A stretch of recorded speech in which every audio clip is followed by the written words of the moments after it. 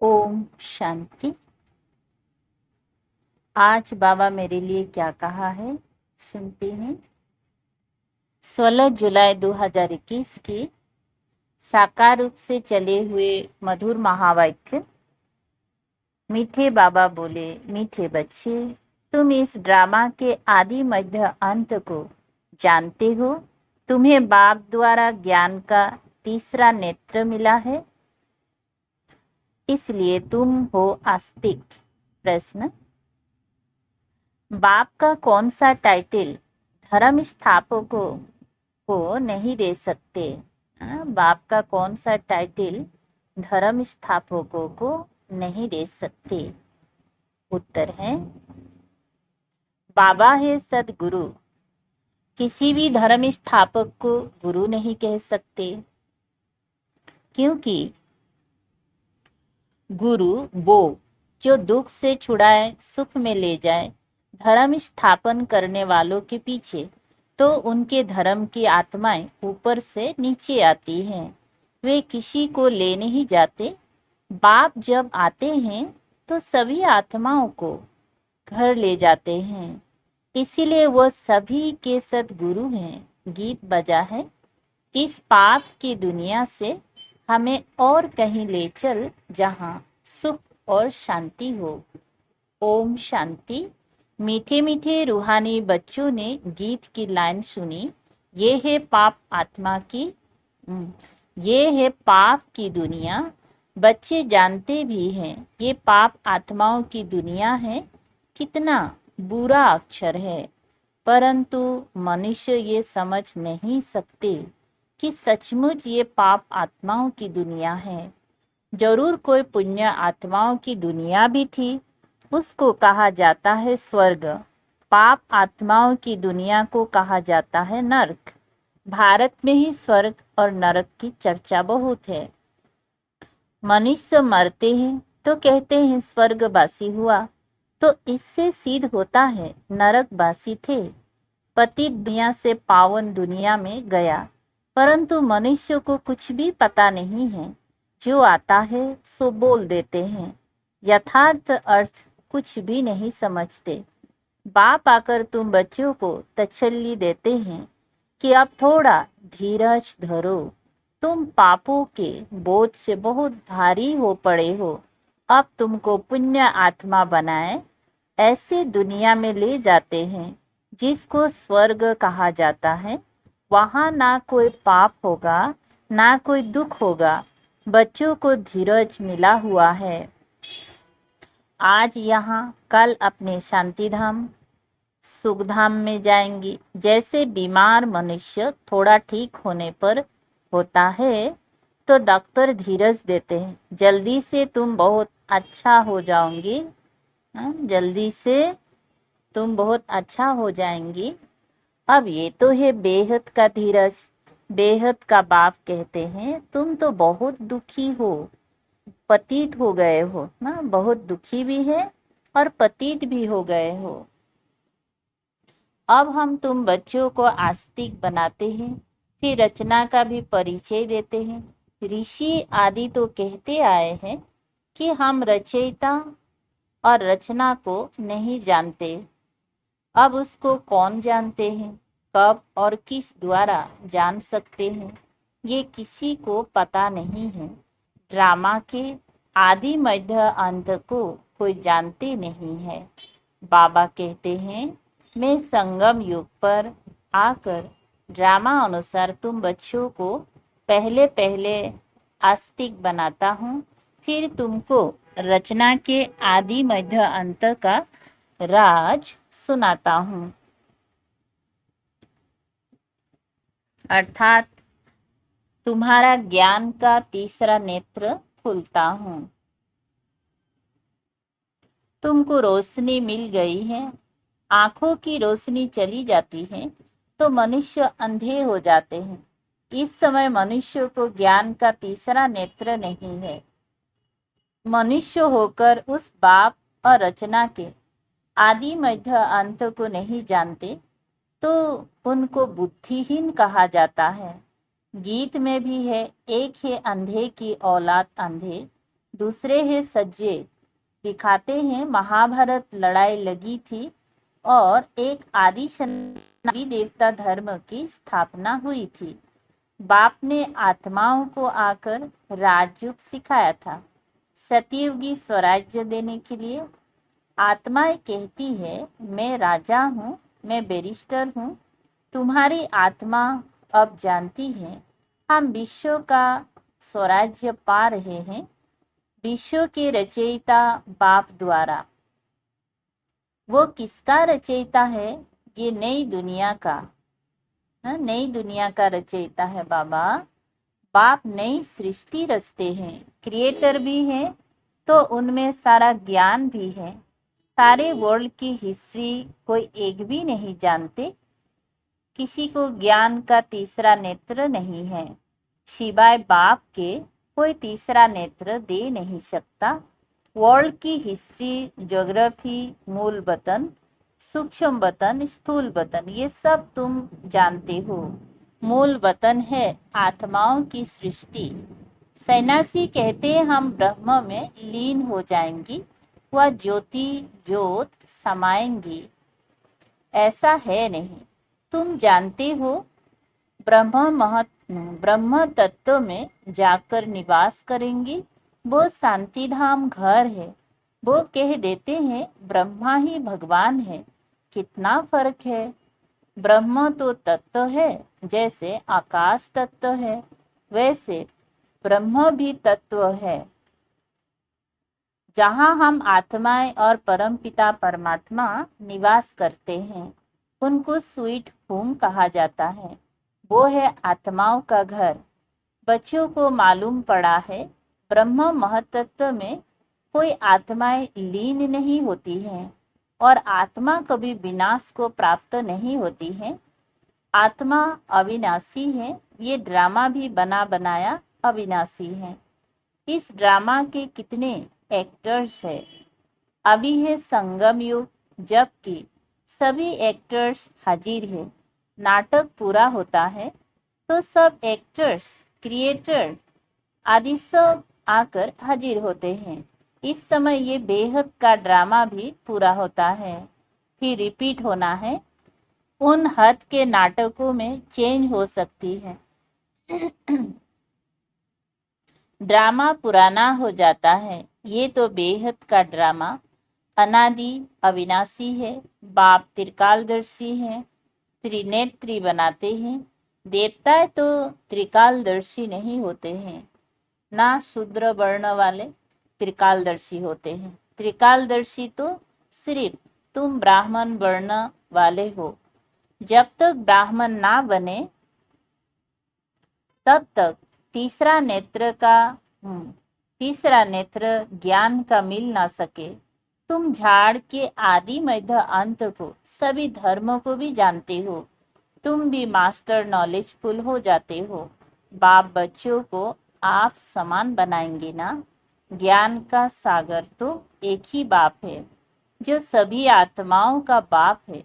सभी बच्चों को आस्तिक बनाए, त्रिकालदर्शी बनाते हैं। अब तुम बच्चों को सबको ये कहना है कि शिव बाबा आया हुआ है। उनको याद करो। जो आस्तिक बनते हैं वो बाप को अच्छी रीति याद करते हैं। तुम्हारे ऊपर बाप का भी प्यार है, तुमको स्वर्ग का वर्षा देते हैं। गाया हुआ है कि विनाश काले विपरीत बुद्धि विनाशंति और विनाश काले प्रीत बुद्धि विजयंती। गीता में कोई कोई अक्षर सच्चे हैं। श्रीमद् भागवत गीता है सर्वोत्तम शास्त्र, आदि सनातन देवी देवता धर्म का शास्त्र। ये भी समझाया है मुख्य धर्म शास्त्र है ही 4, और जो धर्म वाले हैं वो आते ही है सिर्फ अपने धर्म की स्थापना करने। राजाए आदि की बात ही नहीं, उनको गुरु भी नहीं कह सकते। गुरु का तो काम ही है वापिस ले जाना। इब्राहिम, बुद्ध, क्राइस्ट आदि तो आते हैं, फिर उनके पिछाड़ी उनकी वंशावली भी आती है। गुरु वो जो दुख से छुड़ाए और सुख में ले जाए। वे तो सिर्फ धर्म स्थापन करने आते हैं, यहाँ तो बहुतों को गुरु कह देते हैं। ब्रह्मा विष्णु शंकर को भी गुरु नहीं कह सकते। एक शिव बाबा ही सर्व का सद्गति दाता है। पुकारते भी हैं एक राम को। शिव बाबा को भी राम कहते हैं। बहुत भाषाएं हैं तो नाम भी बहुत रख दिए हैं। असल नाम है शिव। उनको सोमनाथ भी कहते हैं। सोमरस पिलाया जाता है, अर्थात ज्ञान धन दिया, बाकी तो कोई बात ही नहीं। तुमको सन्मुख नॉलेजफुल ब्लिसफुल बना रहे हैं। बाप तो ज्ञान का सागर है, तुम बच्चों को ज्ञान नदियाँ बनाते हैं। सागर एक होता है, एक सागर से अनेक नदियाँ निकलती हैं। अभी तुम हो संगम युग पर। इस समय ये सारी धरती रावण का स्थान है। सिर्फ एक लंका नहीं थी, सारी धरती पर रावण का राज्य है। राम राज्य में बहुत थोड़े मनुष्य होंगे। ये सिर्फ अभी तुम्हारी बुद्धि में है। बाबा ने समझाया है, मैं 3 धर्मों की स्थापना करता हूँ, ब्राह्मण, देवता, क्षत्रिय, फिर वैश्य, शूद्र वर्ण में, और सभी आकर अपना अपना धर्म स्थापन करते हैं। अनेक धर्मों का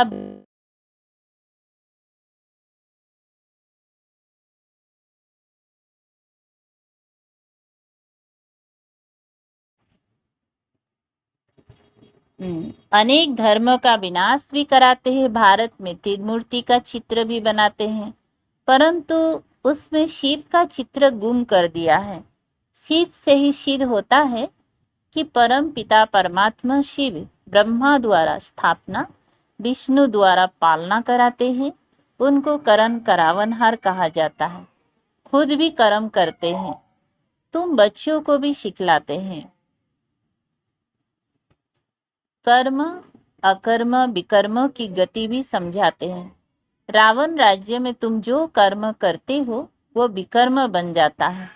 सतयुग में जो कर्म करते हो वो अकर्म हो जाता है। यहाँ विकर्म ही होता है, क्योंकि रावण का राज्य है। सतयुग में 5 विकार होते ही नहीं। एक एक बात समझने की है और सेकंड में समझाई जाती है। ओम का अर्थ वो लोग तो बहुत विस्तार से समझाते हैं। बाप कहते हैं ओम माना अहम आत्मा, और ये मेरा शरीर। कितना सहज है। और तुम समझते हो हम सुखधाम में जा रहे हैं। कृष्ण के मंदिर को सुखधाम कहते हैं। हे भी कृष्णपुरी, माताएं कृष्णपुरी में जाने के लिए बहुत मेहनत करती हैं। तुम अभी भक्ति नहीं करते हो, तुमको ज्ञान मिला है और कोई मनुष्य मात्र में ये ज्ञान नहीं है। मैं तुमको पावन बनाकर जाता हूँ, फिर पतित कौन बनाते हैं ये कोई बता ना सके। सब मेल अथवा फीमेल भक्तियां हैं, सीताएं हैं। सबकी सद्गति करने वाला बाप है। सब रावण की जेल में है, ये है ही दुखधाम। बाप तुमको सुखधाम का मालिक बनाते हैं। ऐसे बाप को 5000 बरस बाद सिर्फ तुम देखते हो। लक्ष्मी नारायण की आत्मा को अब नॉलेज है। हम छोटेपन में ये कृष्ण है, फिर बड़े बनेंगे, ऐसे शरीर छोड़ेंगी, फिर दूसरा लेंगे, और कोई को ये नॉलेज नहीं है। बाबा कहते हैं तुम सब पार्वतिया हो। शिव बाबा तुमको अमर कथा सुना रहे हैं, अमर बनाने के लिए, अमर लोक में ले जाने के लिए। ये मृत्यु लोक है। तुम सब पार्वतिया अमरनाथ द्वारा अमर कथा सुन रही हो। तुम सच सच बनते हो। श्री बाप को याद करने से तुम्हारी आत्मा अमर बनती है, जहाँ दुख की बात नहीं होती। जैसे सर्प एक खाल छोड़ दूसरी लेते हैं, ये सब मिसाल यहाँ के हैं। भ्रमरी का मिसाल भी यहाँ का है। तुम ब्राह्मण क्या करते हो? भिखारी कीड़ों को बदल देवता बनाते हो। मनुष्य की ही बात है। भ्रमरी का तो ये एक दृष्टांत है। तुम ब्राह्मण बच्चे अभी बाप द्वारा अमर कथा सुन रहे हो। औरों को बैठ ज्ञान की भूं भूं करते हो, जिससे मनुष्य से देवता स्वर्ग की परी बन जाएंगे। बाकी ऐसे नहीं कि मान सरोवर में डुबकी लगाने से कोई परी बन जाएंगे। ये सब है झूठ। तुम झूठ ही सुनते आए हो। अब बाप ट्रूथ सुनाते हैं। अब बाप कहते हैं अपने को आत्मा समझो। तुम समझते हो निराकार परम पिता परमात्मा इस मुख द्वारा सुना रहे हैं। हम इन कानों द्वारा सुन रहे हैं। आत्मा अभिमानी बनना है। फिर परमात्मा भी रियलाइज कराते हैं मैं कौन हूँ। दूसरा कोई आत्मा अभिमानी बना ना सके शिवाय बाप के, और कोई कह ना सके कि तुम आत्म अभिमानी बनो। शिव जयंती भी मनाते हैं, परंतु उनकी जयंती कैसे है ये नहीं जानते हैं। बाप ही खुद आकर समझाते हैं। मैं साधारण बूढ़े तन में प्रवेश करता हूँ, नहीं तो ब्रह्मा आएगा कहाँ से। पतित तन ही चाहिए। सूक्ष्म बतनवासी ब्रह्मा में विराजमान होकर तो ब्राह्मण नहीं रचेंगे। कहते भी है मैं पतित शरीर पतित दुनिया में आता हूँ। गाया हुआ है ब्रह्मा द्वारा स्थापना। फिर जिसकी स्थापना करते हैं, जो ये ज्ञान पाते हैं, वो देवता बन जाते हैं। मनुष्य ब्रह्मा का चित्र देखकर मुझ जाते हैं। कहते हैं ये तो दादा का चित्र है। प्रजापिता ब्रह्मा तो जरूर यहाँ होगा। सूक्ष्म बतन में कैसे प्रजा रचेंगे? प्रजापिता के बच्चे हजारों ब्रह्मा कुमार कुमारियां हैं। झूठ थोड़ी ही होगा। हम शिव बाबा द्वारा बरसा पा रहे हैं।